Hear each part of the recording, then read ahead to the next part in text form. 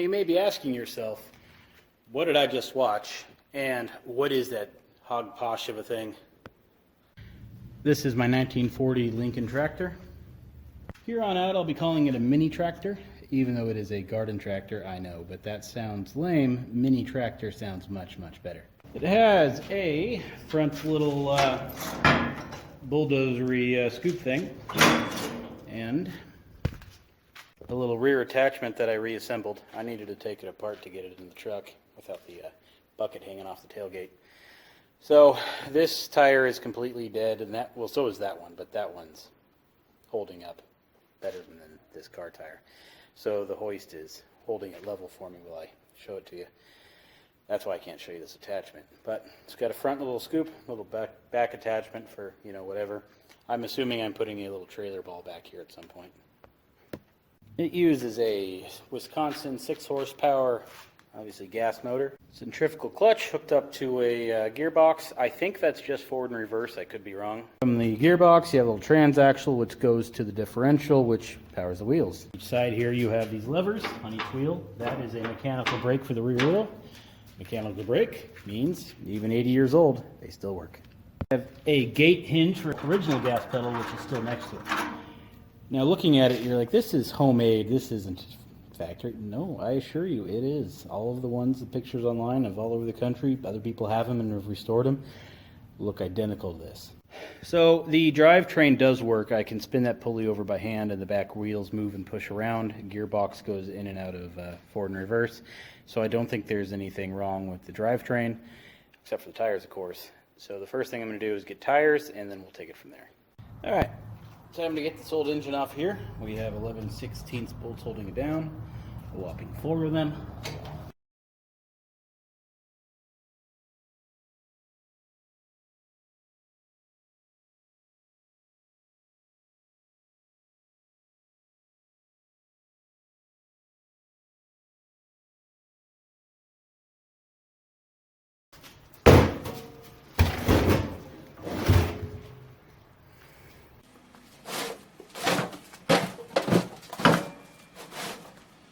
This motor has a centrifugal clutch on it, so it can spin, and then at a certain speed, the clutch will engage, turning the pulley, which drives the tractor forward. Pretty basic go-kart stuff, honestly, and apparently tractors too. I want to buy a new motor. Main reason being, I need to buy a carburetor kit for it, or rebuild this carburetor. I'm guessing, I'm sure I do. I need to get an air cleaner, since this one is missing. And the ignition system, which you can't see this spark plug? Wires over here. That needs to all get fixed. Chances are it needs the ignition system repaired as well. All of those things are going to be not necessarily cheap, but they're going to cost something. A new Harbor Freight motor is $100. Why not just go for a new running engine that has a pull starter on it? This one has nothing. I got to wrap a rope around it to pull it, and then fix it, and then hope your 80-year-old engine isn't going to give you any issues. Now, fair warning here, I got no idea what I'm doing. I'm pretty sure these 3 bolts hold this pulley on. I'm going to pull those off first.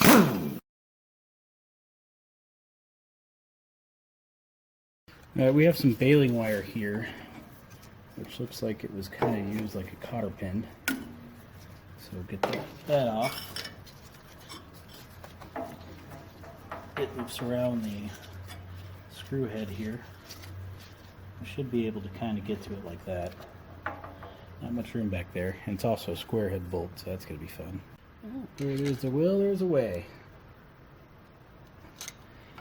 So that screw lines up with the taper quite well. So I kind of think I got to pull it out nearly all the way. Make sure that it's not engaged into the key or anything.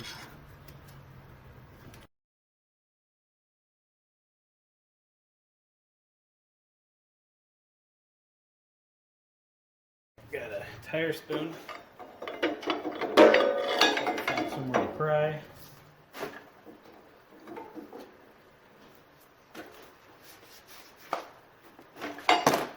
See this groove right here? I got that in there now, which is, you know, a good sign. I think it's going to come out. What I did was put the screwdriver in there, hammered it down to kind of make a wedge. And I come in here with the tire spoon and just kind of jiggle. When I do that, I get another 32nd of an inch out of it. So, that's the plan. I'll just keep working at it. So I came in there with a tie rod fork. That got it pretty far. The problem is it's too wide for the crank. See, it doesn't actually fit on it. But it did get enough in there to push it out just a wee bit more. Go on the side. Oh, it's moving now.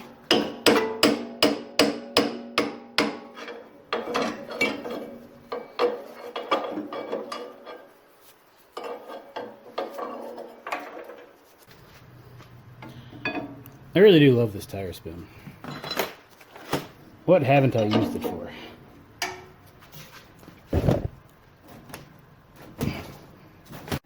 So I used the tuning fork, kind of worked. I used this little, I think it's a tire tool too.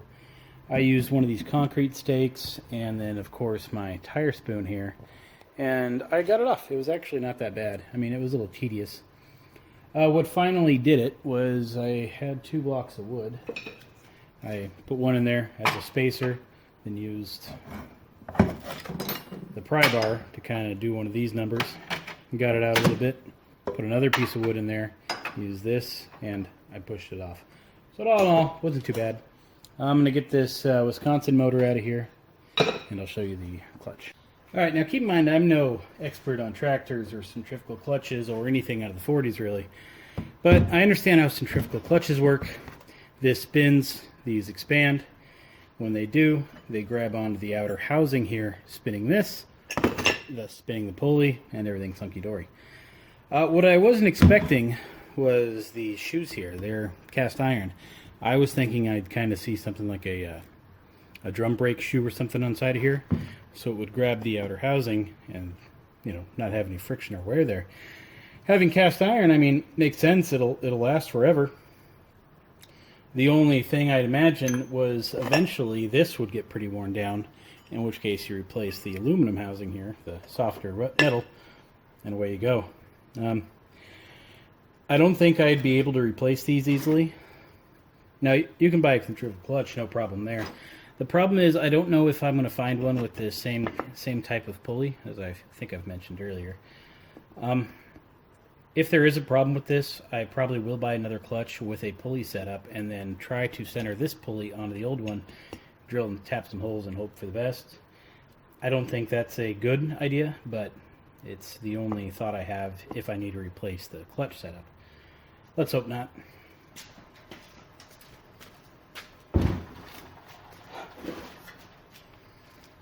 Okay, this is a Harbor Freight 12 or 14 horsepower little engine.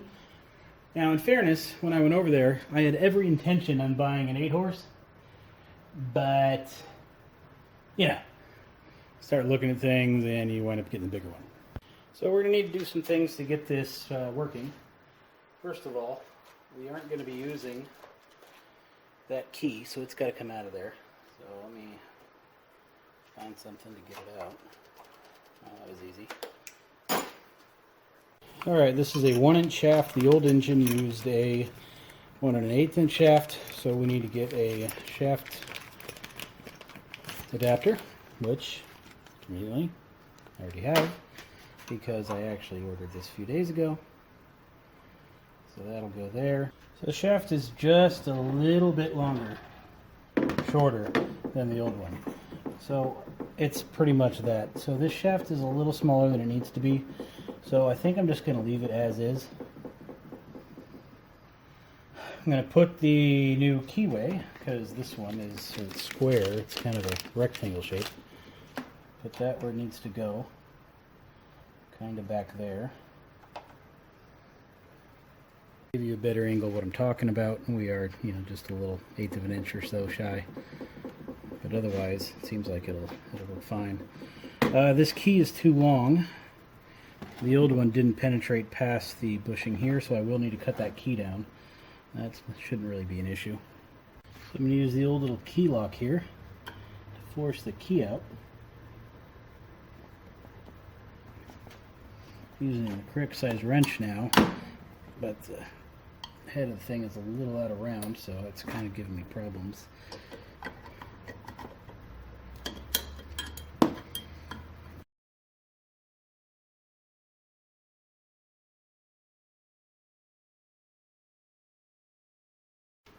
So I clamped it in the vise, filed down all my little burrs. For the most part, I think that'll work. I mean, it's not perfect, but that should do it, I think.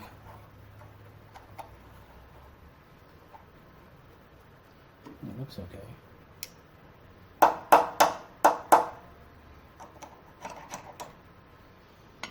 Alright, let's get the set screw back in.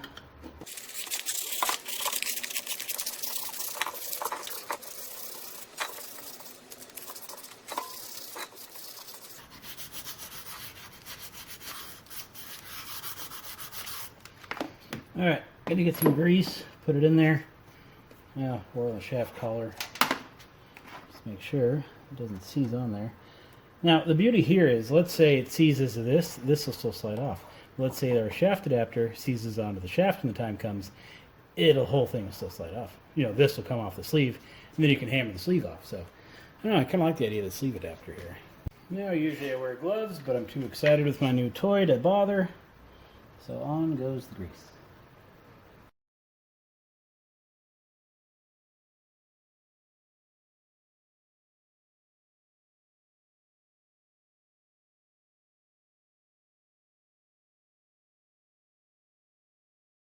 Alright, key is now flat with a little groove here. Now say what you want about my ingenuity in key modification and metal fab work, but here on the farm, that's how we got to do things sometimes.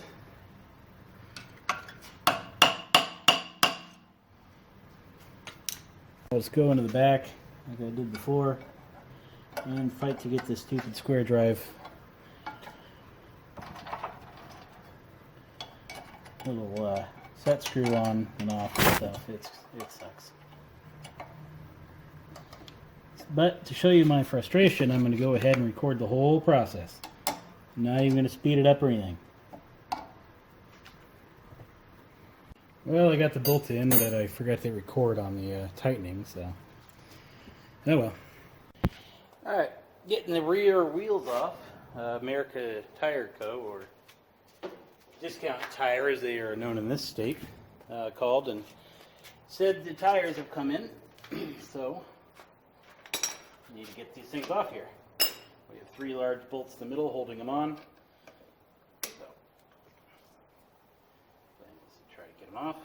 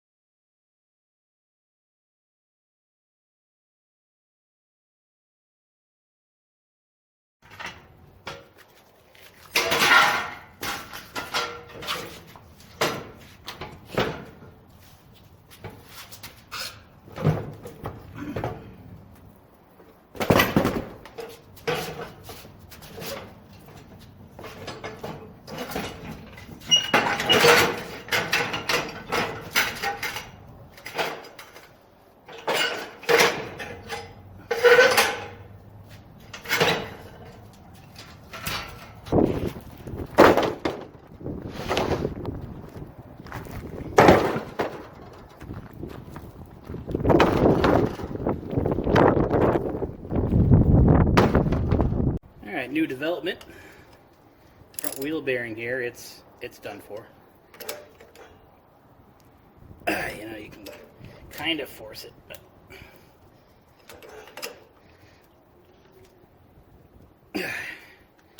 it needs a new bearing.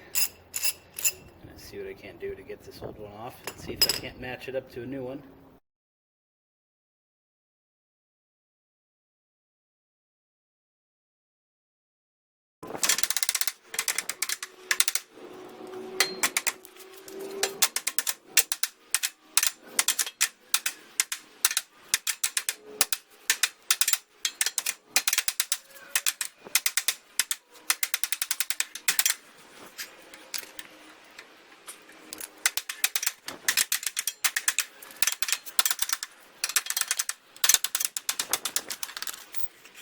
And that is a huge freaking bearing.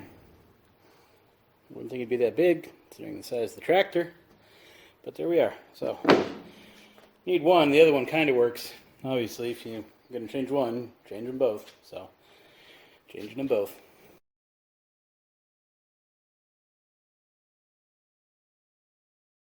So here we have two Harvest King 4x12 tires. And they're front little tractor tires, same as what was on there. And we got two tubes. For whatever reason, the tire shop could order the rear tires, but they couldn't order the fronts. I don't know why. So I picked these up and they said they'd put them on for me. So we'll see how it goes. Okay, new wheel bearings finally arrived. Now this one was working. It seized up again. So what are you gonna do?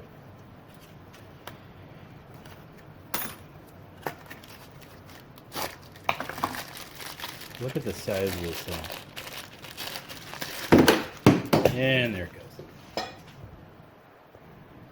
Now look at this thing, it's huge. Overkill? Yeah, I'd say so. Each bearing is rated for a maximum weight of 8,800 pounds, so that's good. I figure if I ever want to convert my little tractor over to an excavator, or maybe install the front blade off a D10 dozer, I don't have to upgrade the wheel bearings now. I'm already okay on that. So that's you know, handy little step.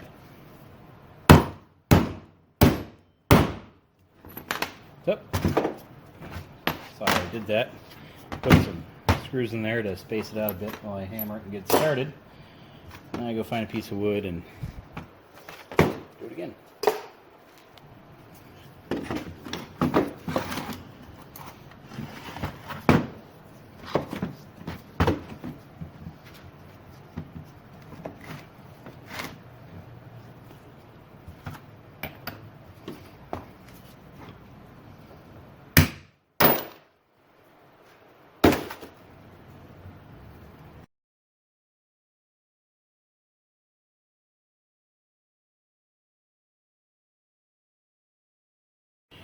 Alright, the old bearings say 5306 clearly engraved on the top of them.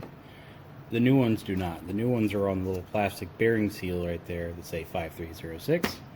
And it looks just laser engraved or something. I don't know how long it's going to last on there. I don't want a problem later when it comes to trying to figure out what it is.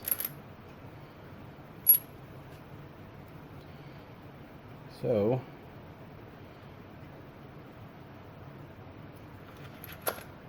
530.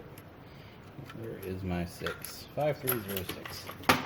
So I'm going to stamp right on there, 5306.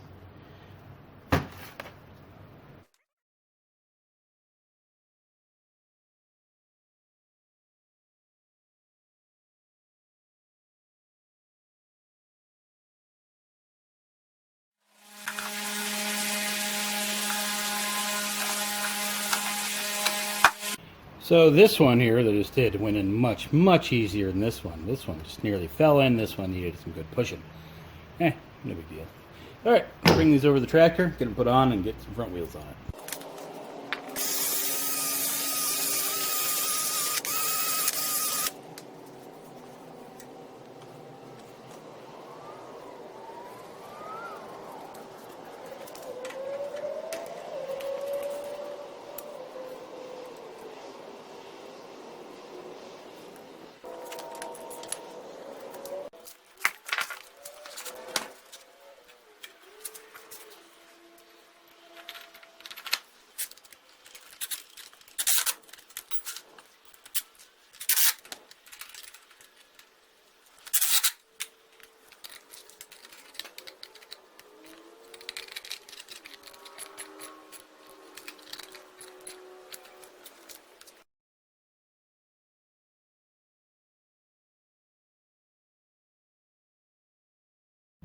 Well, it now has two front tires that, well, are A, round, but B, hold air, and C, spin.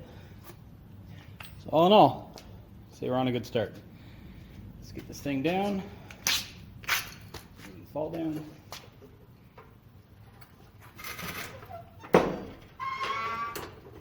Woo-wee. Now we just wait for rears to show up.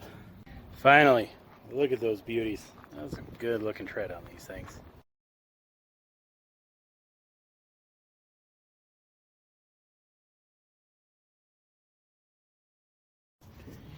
Well, I got one on.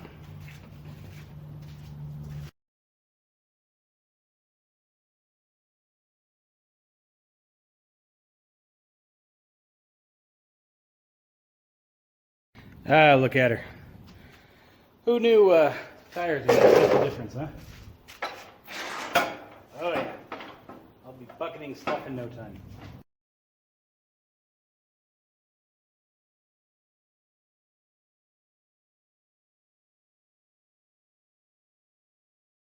The engine is nice and bolted down. The throttle is right here. So you have your tortoise and you have your hair down that way. Pretty stiff. There is a bolt in the center. I'm hoping I can just loosen it to get that nice and loose. So let's see what happens. Yeah, see this leakage right here? Bolt in the center. Hoping just a little bit of a turn. And might have done something.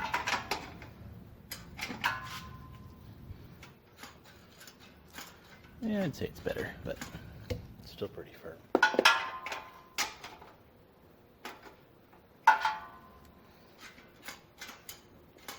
See, I want it to spring back on its own, because, you know, you don't have to go to the front to throttle down, because that's just silly. There is a throttle return spring in there. It's not very strong. Maybe I can upgrade it. All right. This is the original little throttle arm that pulled the throttle down on the Wisconsin. Gonna hopefully be able to use the same gas pedal. As silly as it is, I know. Alright, the original little clevis that was here was pretty rusty, as you saw, and I couldn't get the screw out of it. The local hardware store didn't have anything similar to it, and I didn't feel like ordering one, so I broke the screw head off of it, cut the stud down to where it wasn't bent and the threads were okay, and then just kind of filed it around. The plan is to use the original stud, because I mean, why not? We have it. It'll work. I mean, yeah, it's old and rusty, but it'll hold it up for a while. So aside from 9 cents for a new little bolt here, or nut, it'll work fine. Not going to cost very much. Alright, I'll tighten that down later. Little bracket I made up, bolted down to the original engine slot. That is where our throttle cable will run. I went and I picked up a little spring. In theory, should be able to kind of get this in here. And that'll kind of work as a throttle return spring, although maybe not. Yeah, it's poor measuring on my side, huh? Although if I put it below, it might work.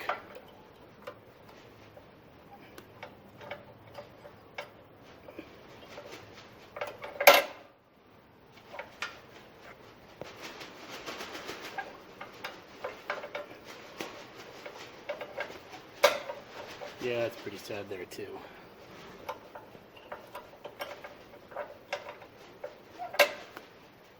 This is the throttle bracket, or throttle cable hardware. Let's go with that. It only had one nut on it. That's what it came with. So I put 2, so I can adjust it and tighten it down wherever I want it. It's a metric M6, I believe. M6 by 1. It's pretty standard. Alright, I got the throttle sheathing thing here. It's kind of eyeballing about where I want it. I don't go too tight or too loose. I'll be able to move it if I need to. Although back over there looks okay, huh? Yeah, let's just cut it around here and call it good.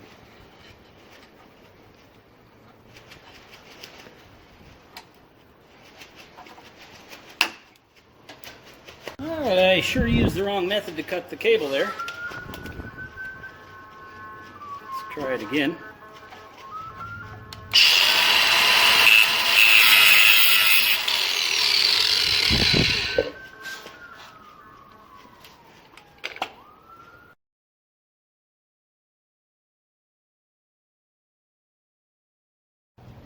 Yeah, but I don't know what we're focusing on there. There we go. So, gotta loosen this little cable screw up. Seems like that's going to be easy, given how... Yeah, this is silly.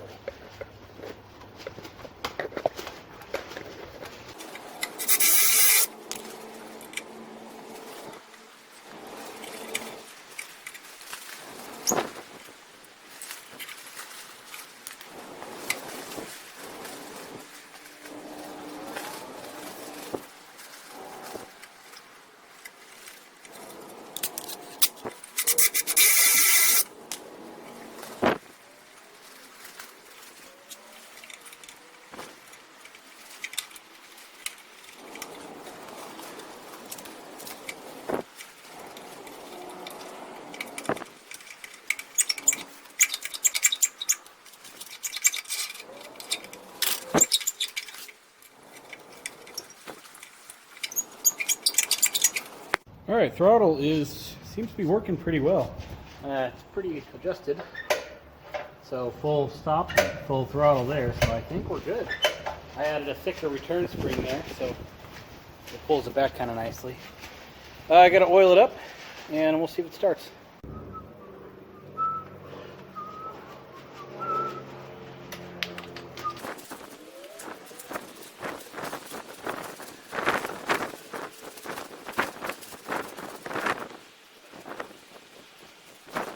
Now, before I fire it up, I feel I should get a seat or something back here.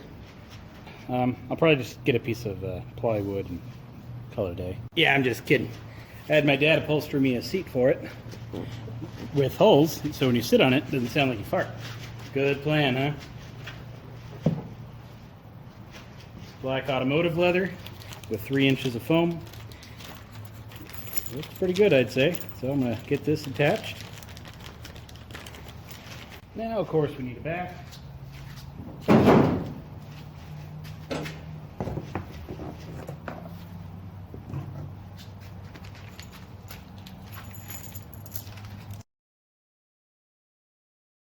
Well, there it is. I think it looks great. New seats, new wheels, new shiny motor. All in all, I'd say pretty nice. Well, let's see if it starts.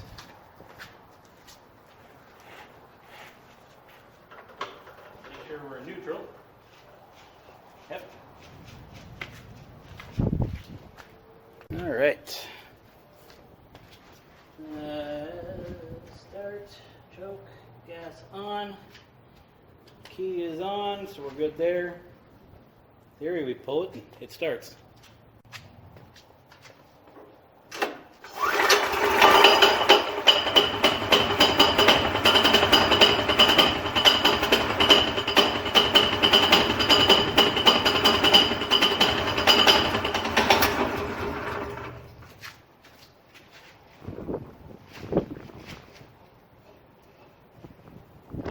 Pretty sure that dinging was the clutch, but I honestly got no idea. Start it up again.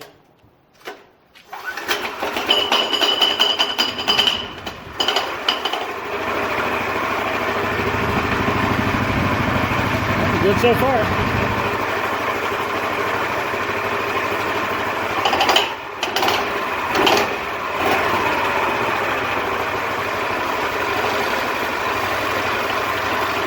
Yeah, that clutch sounds horrible. I don't know why.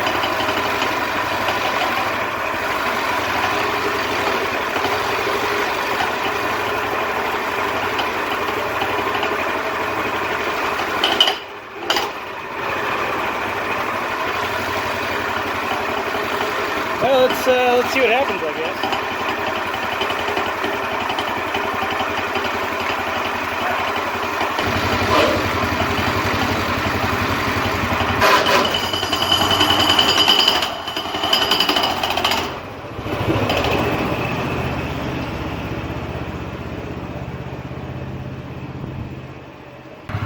I think a new clutch is going to be in this thing's future. I'm going to go hop on it, slam it into gear, and I'm going to drive it around.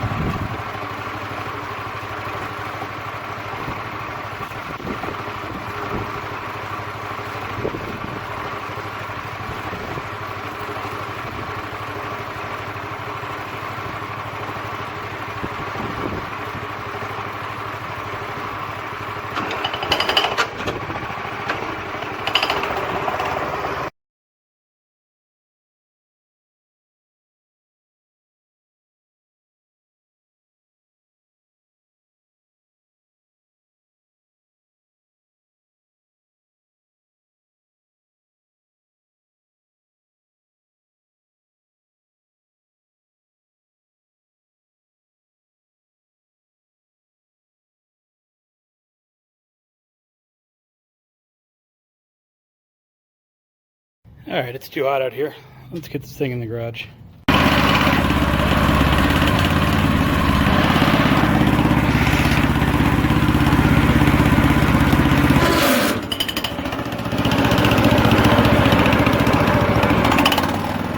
Go ahead and set the parking brake. Alright, the clutch needs to go. Transmission, that's a different story. The shifter is very, very, very sloppy. So I want to rebuild the top of it. So I'll take that apart and put a new clutch on it. Alright, here's the new clutch. Ordered it from Northern. It's the pulley's going to be a little smaller than the original one. It'll give me a little more torque, but you know, give me a little less top speed, which is fine. I'm not trying to win all of the races here. Little tiny baby set screw goes in the back. Pretty much all there is to it. The old clutch had it, well, I don't know what it is, but no matter what I do to that engine to try to slow down the idle, it still is always engaged. If I choke it and right before it dies, you can hear the clutch disengage. That's what the ting ting ting ting ting sound is. So it sounds like it's got like a pre-engagement of like 600 RPM and full engagement of like 800 RPM, which if your engine idles at 875, your clutch is always going to be engaged. It's kind of a problem. This one has a pre-engagement of 1600 and a full engagement of 1800 RPM. I think that might be a little high, but my options are kind of limited. I would probably rather it, you know, be lower, like full engagement at like 1500 RPM. Maybe a pre at like 13 or 12 or so, but I don't think it'll matter that much. So this is be easier than the transmission, so I'll install that now. Alright, I decided to get a new transmission belt. It'll be here in the morning. Let's talk about the transmission, mainly the top shifter. If you look up any information about these shifters, transmissions, the first thing you're going to find is how to rebuild the shifter, and that is pretty much everybody's problem, and mine is no different.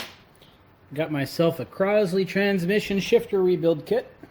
Plan is to try to fix the transmission using that and take it from there. So I'm going to take the top off the trans, and then we'll see how this goes. So my problem is the detent balls fell out of the shifter back here. I was trying to get them back in on this side by pushing it up, and there's just no way for that to happen. So what I have to do is take off this shifter, push this rod out, which will allow me to drop the new detent balls in through the top. And I think that's all I really have to do. I don't have to install all the plugs. So I will fight getting this thing out. Yeah, I don't think it's going to be easy. It looks like this pin is a little mushroomed. Although it just slid on me, so we'll see how it goes.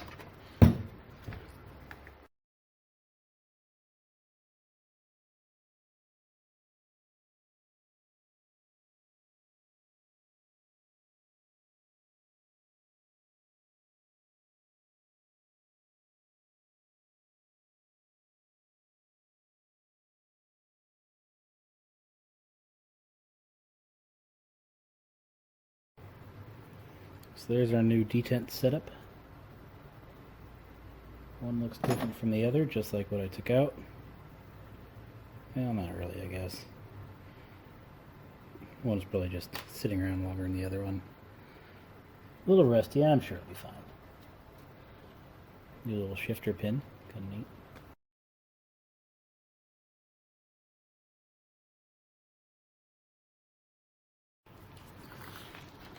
So both little balls are back in their little spot. I need to see if I can move this bottom rod.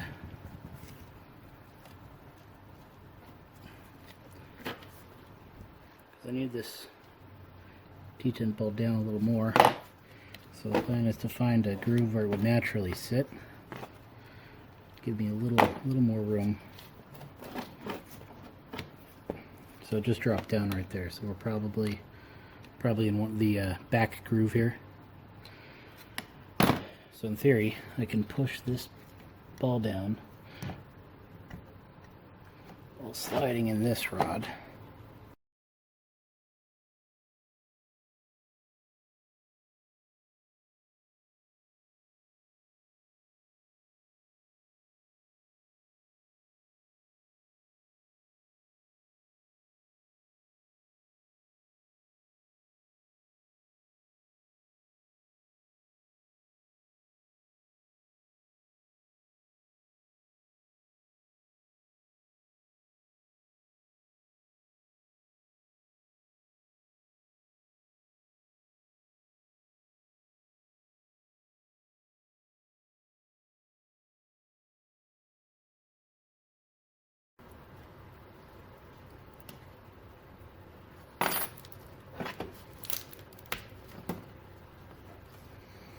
Alright, so that's looking better than what it was before. I ordered, while I was on the website buying stuff, ordered what I thought was the correct shift boot. It's not. But do I really care? It's better than that thing. So there's two different styles. One with a wide bottom and one with a round. Looking at it now, obviously this should have been a little round one. But I'm not too worried about it.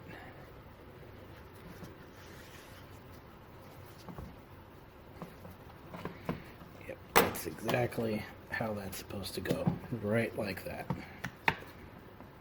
I've never seen a better fitting transmission boot in my life.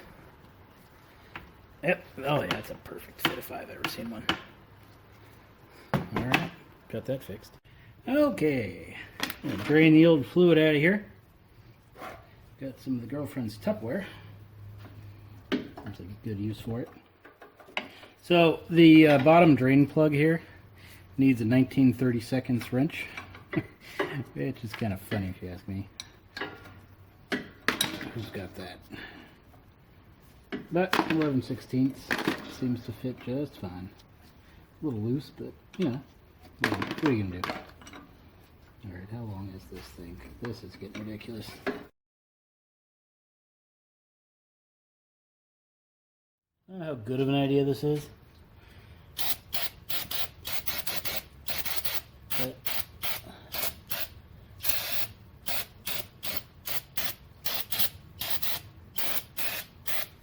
I want to get all this junk out of there. Just taking its sweet time draining.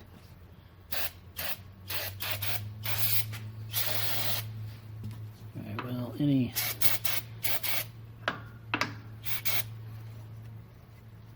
of this watery oil. See a little bit of buildup of rust. Should be fine though, huh? Hope so. Seems like the prior owner used orange RTV on the threads of this pipe plug here, which may have worked fine, but in my experience, oil just kind of deteriorates the stuff and then doesn't do anything. So I'm going to go a little higher quality and use some of the Evinrude gasket M. Use it in gear cases and stuff, so it's probably going to be better than what was in here.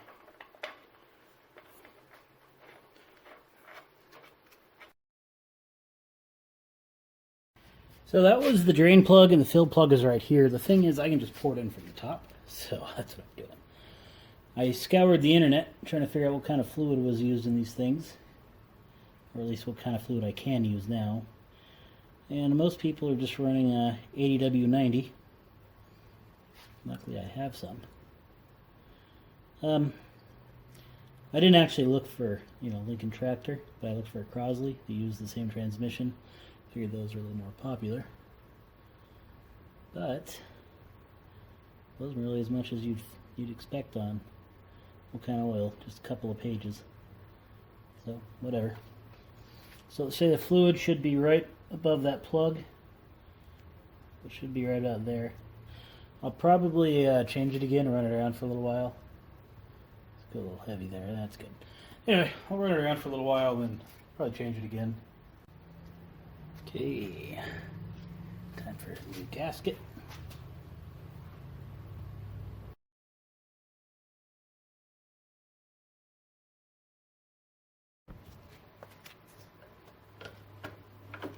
Oh yeah, that's better. Now you can feel the gears, Well, not so much. This side. First. I don't know why it's not going into the other side. But first and reverse, they feel fine. There it goes. just had to break something to get it in.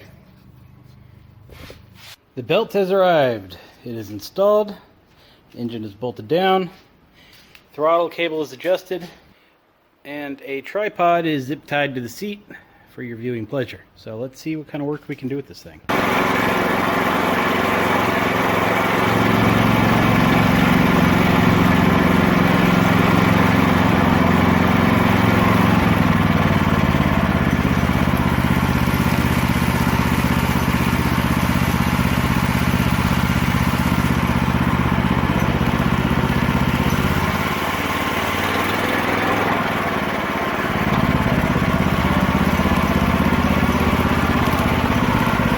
Well, it's definitely better.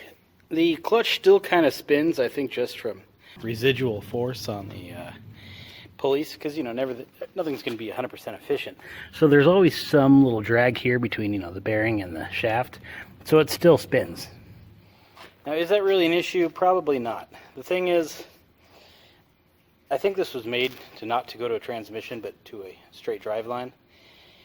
So yeah, we'll talk more about that in a bit. For now, let's do some work, see what this thing does. Here is the attachment coming out the back. Just a round pipe. And I want to hook up a trailer, but obviously you're not going to find a round trailer hitch. So I made a cast aluminum trailer ball. Well, it's not the trailer ball, it's not cast aluminum, but yeah, little cast aluminum hitch receiver. I'll tighten that nut down and we'll see what happens. But I think it'll work.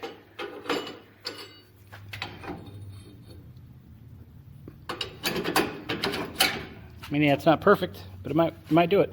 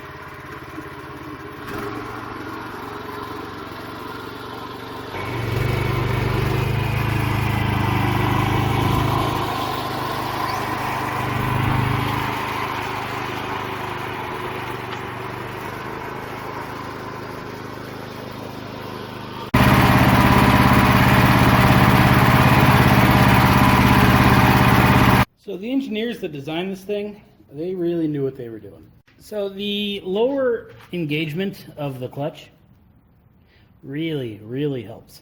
When you start trying to, dig or push too much dirt, obviously the engine RPM is going to kind of slow down a little bit. When that happens, the clutch disengages and you're basically stuck. And with all the torsion and torque on the gears and transmissions, it's pretty hard to get it out of gear, to get it into reverse, to get unstuck of what you just did. So that is a unfortunate side effect of the higher engagement, I believe. So yeah, that's not fun. I'll look into that more. Maybe I can get different springs. I'm not sure, but either way, it's usable. It's just that's kind of something you got to watch out for. You can't try to overdo it.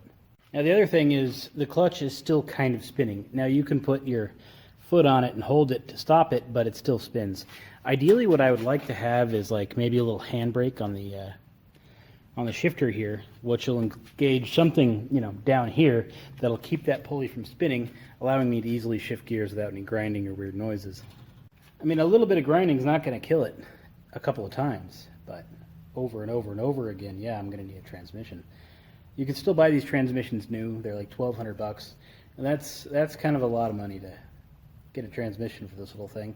But you can get a rebuilt one for $800, so I mean, there's that option. So there's basically a little shaft here, feels like, you know, 1/2 inch. So if I can get some kind of a little brake or something to grab on and stop that for me, that would probably solve all the problems with it. If you got any ideas, please let me know. I'm like anything. I'm open to ideas on how to keep that thing from spinning. So that's it, folks. That is my mini garden tractor. It really was kind of an enjoyable little project. Like, it doesn't look like much, and there's really not much to it, but it's really fun to kind of work on and get going again. It's nice to see the transformation from, you know, it's basically just iron to something that's actually usable again. I really want to find like, well, I need a trencher to do all the plumbing at my place, little house I'm building here. And I really want to find a mini excavator. I think that'd be cool. So if you've got a little old trencher or a little broken down excavator and you're looking to unload it, you let me know. I will drive out there and get it. Well, that's it, folks. Hope you enjoyed my tractor video. Special thanks to Jack, who gave me this thing. Jack, I can't thank you enough. All right, everybody. Have a good one.